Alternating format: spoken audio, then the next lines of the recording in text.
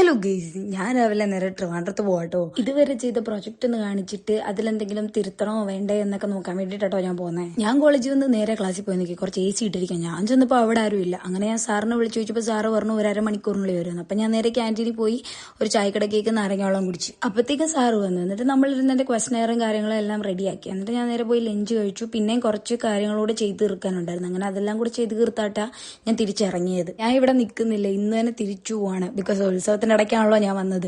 അങ്ങനെ ബസ് പിടിച്ച് നേരെ വീട്ടിലോട്ട് വിട്ട് ചെന്ന് ഡ്രസ്സൊക്കെ മാറി കുളിച്ച് ഞാൻ നേരെ വീണ്ടും അമ്പലത്തിലോട്ട് വന്നു. അപ്പോഴത്തേക്കും നമ്മുടെ നാളത്തെ പൂരത്തിന്റെ ചമയങ്ങളൊക്കെ കൊണ്ടുവന്ന് വെച്ചിട്ടുണ്ടായിരുന്നു. ഇതൊക്കെ കണ്ടിട്ട് നമ്മൾ നേരെ നമ്മുടെ ഗാനമേള പരിപാടിയിലോട്ട് വന്നു. നാട്ടിലെ ഫ്രണ്ട്സ് എല്ലാം സ്പ്ലിറ്റായി. ഞാൻ ട്രിവാൻഡ്രത്ത്, കുറച്ചുപേര് ബാംഗ്ലൂര്, എല്ലാവരും ഓരോരോ സ്ഥലത്ത് പഠിക്കാനും എടുക്കാനൊക്കെ പോയേക്കുമായിരുന്നു. അപ്പോൾ എല്ലാവരും കൂടി ഒരു ഒത്തുകൂടിയ ടൈം ആട്ടോ ഇത്.